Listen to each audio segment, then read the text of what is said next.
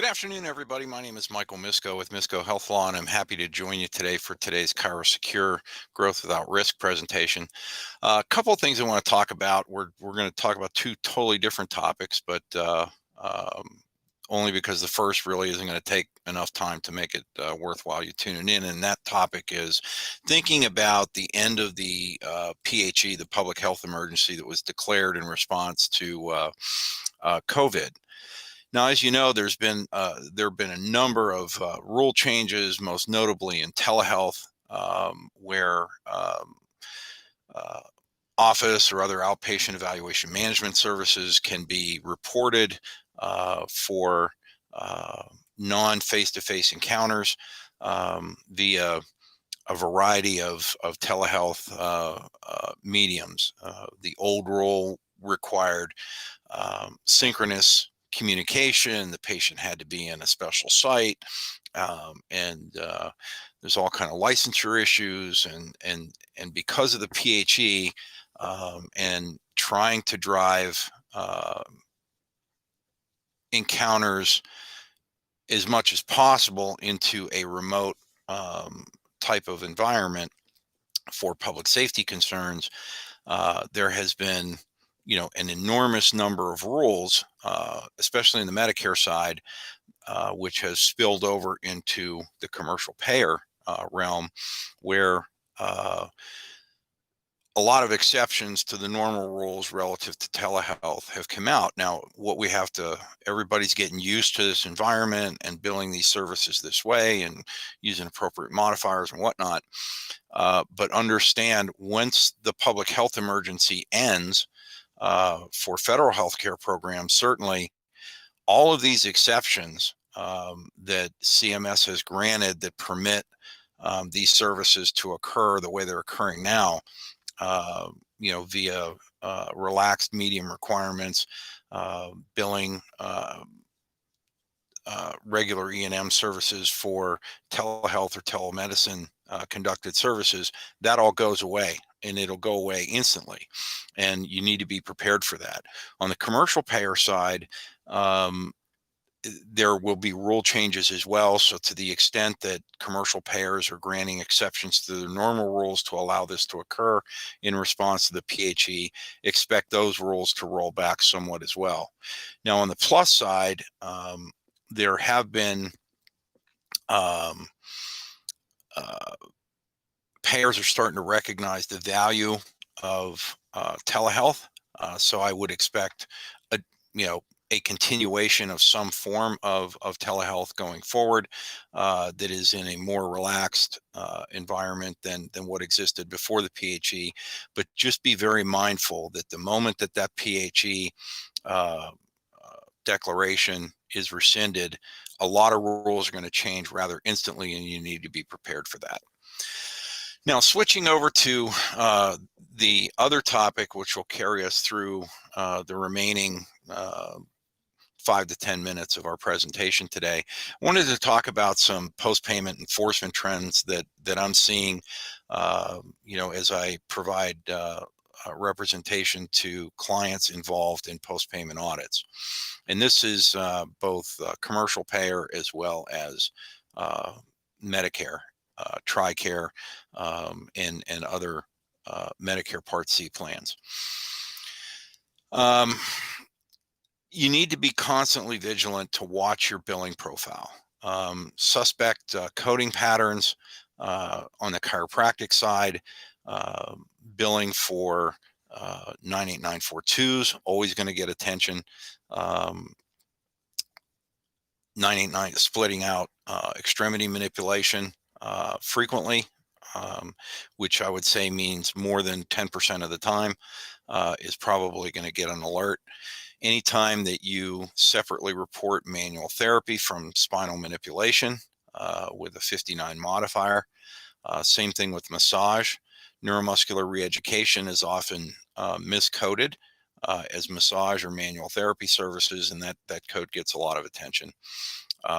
And obviously, billing for a number of procedures, a lot of one-on-one, uh, especially insofar as massage or manual therapy is being performed by others, billed under the provider. That raises some incident two issues that we'll talk about in a minute. But those are things, 4 units of massage, 4 units of manual therapy, those are things that are going to get a payer's attention and put you on the radar screen. Nobody gets audited randomly. There's always a reason, and usually that reason is generated based upon data analysis. Some other trends that you need to be mindful of is uh, visit frequency issues. You would think that too much is problematic. Actually, it's the opposite. Where your visit frequency, your average visits per week, drops below 1, meaning you're doing episodic or once a week or once every 2 week type of care, that's indicative of what would be considered palliative preventive wellness or maintenance care, which isn't covered, and providers that exhibit billing patterns along those lines, those cases tend to be audited with some degree of frequency because it's low-hanging fruit. I mean, there's not much that can be said about your chances of achieving significant durable improvement in a patient's condition when the patient's coming on an ad hoc basis. Um, Other things they look for is your diagnosis reporting, where you consistently use a symptom and subluxation. Um, ICD-10 reporting guidelines require you to cease using symptomatic diagnoses once the condition causing the symptom is known, which should occur on the first visit. So, for example, if a patient's neck pain is due to a sprain strain with an encroachment syndrome and maybe radiculitis, those are much more powerful diagnoses to report. And obviously, if you diagnose this, follow your exam findings and diagnose the condition based upon what your exam findings tell you, you're going to get diversity in your diagnosis and you're not always reporting the same thing from patient to patient. Um, so, those types of consistencies in diagnosis reporting are very easily identified with data and analytics. Visit frequency, number of services per visit, and the next thing I'm going to talk about is consistency in the codes that you bill. Looked at or have become involved in a number of fraud cases that are based, in theory at least, on what the payer is alleging as cookie cutter treatment. Every patient gets the same treatment no matter what the condition is, no matter what the mechanism is, they always get the same thing. Now, in response, again, superficially, when a provider has his or her hands, an adjusting table, a stim machine, and a traction table, I'm not surprised that most patients are going to get manipulation, stim, and traction because it's what the provider has. The cookie cutter treatment issue, though, can be addressed even in that scenario when the type of stim, the type of traction, the location of the traction, the location of the stim is not the same for every patient. The codes may be the same, but the protocol being used is going to differ, varying or dependent on the patient's presentation and condition, and that's where more deliberate, more detailed treatment orders in your initial evaluation and treatment plan become so significant. And you may be doing a VMS burst on this patient, you may be doing high volt on that patient, you may be doing some type of pulsed edema reducing stim protocol on that patient. Some patients may be getting intersegmental traction, some may be getting a form of axial traction. Varying the type of treatment, uh, even though the code is going to be the same, and the same falls true with your exercises. You should have a treatment order that details the specific exercises, sets, reps, so that you can avoid any allegations that every patient gets the same treatment. And it's kind of surprising that some payers are actually bringing this as a fraud theory because it's relatively easy to disprove, especially where the provider is documenting um, the details as to how a therapy is being performed from one patient to another. Now, if your treatment truly is cookie cutter, and every patient's getting the same thing, understand that there's a risk there. But they won't know that. They'll see it based upon your coding. But just remember, computers are very, very good at identifying patterns. So where things are the same, that's easy to detect, and it can increase your post-payment liability. The last thing that I would talk about relative to enforcement, there's been a lot of effort on what some payers are calling pass-through billing, when in reality, it's what we call incident to billing.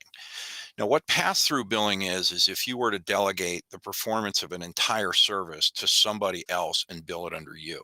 So imagine you had an independent contract um, chiropractor renting space out of your office, running his or her own practice under a separate tax ID, and they were providing services for you, and you were billing their work under your name.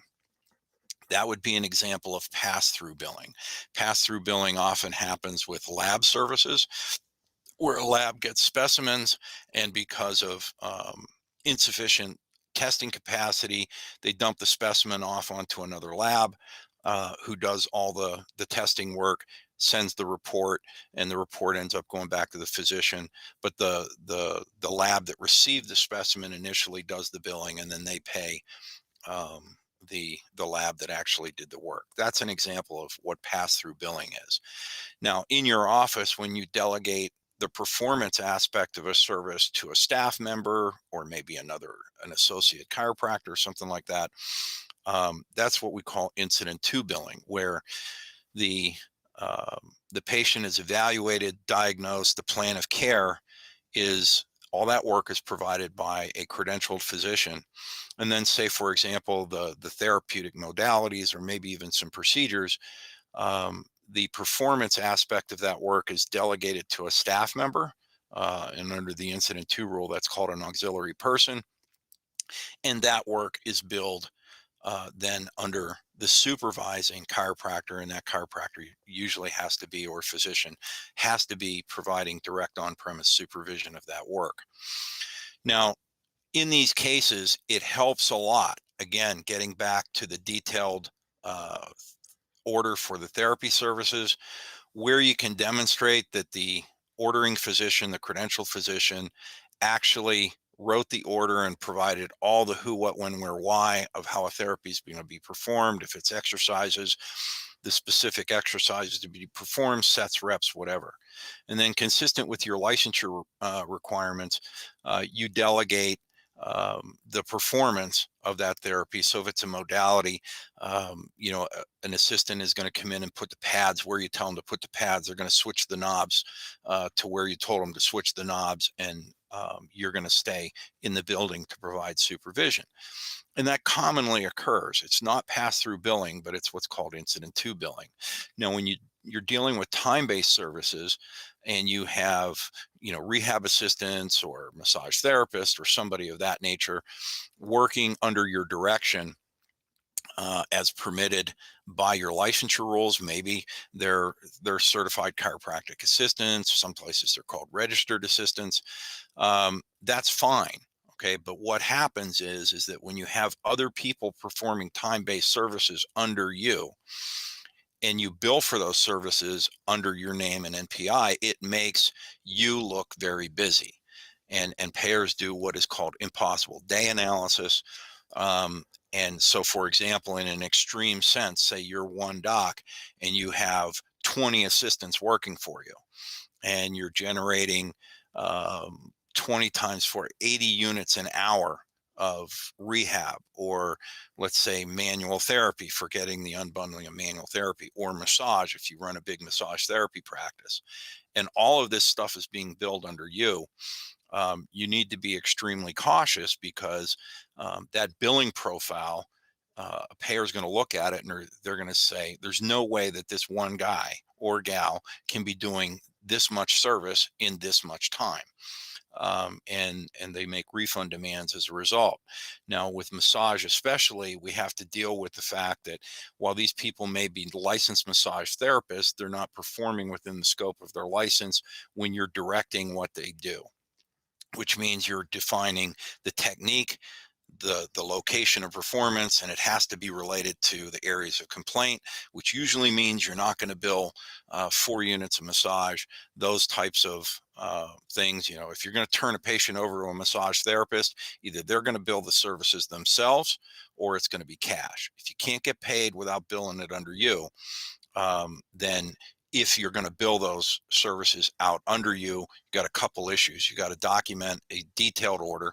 Number one, you have to provide supervision. Number two, number three, you have to worry about whether that service can be separately reported in addition to manipulation under the payer's rules for reporting massage and manipulation.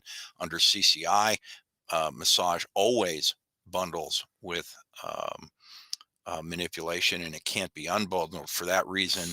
Then some providers bill their massage using manual therapy, and that may or may not be defensible depending on what techniques are ordered and whatnot. Anyway, very complicated issue, but on the incident two side of it, it's possible, but you need to make sure that the documentation indicates that the physician did all of the didactic or physician relative work associated with the service.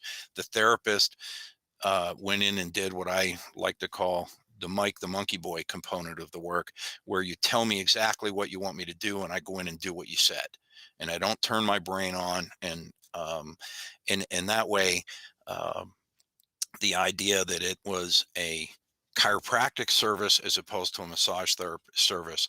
The person's licensure as a massage therapist only means they have sufficient training to follow your orders.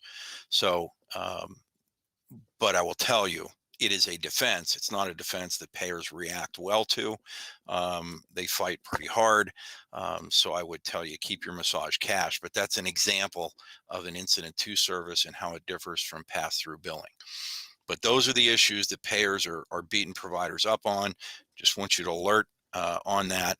And to the extent that you're involved in those types of billing activities, just make sure your treatment orders are very precise, and so that you can demonstrate that you did all the physician relative work associated with any service that you delegate to another person.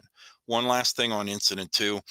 While the Medicare rule allows an auxiliary person to be another provider, most payers do not agree with that because they require providers to be credentialed. With a new provider, check with your payers to see if they will permit a new provider undergoing credentialing to perform incident to services under the direction and on-premise supervision of a credentialed provider. Some may, some will not. So check with payers if you know you need to onboard a new provider. Otherwise, you're going to have to plan in advance and get their credentialing in place before you put them to work on patients of that particular payer that requires credentialing. That's all we have time for today. Next week, Dr. Judson Sprandell will be up, and I'll look forward to seeing you next time. Thanks for your attention. Have a great day.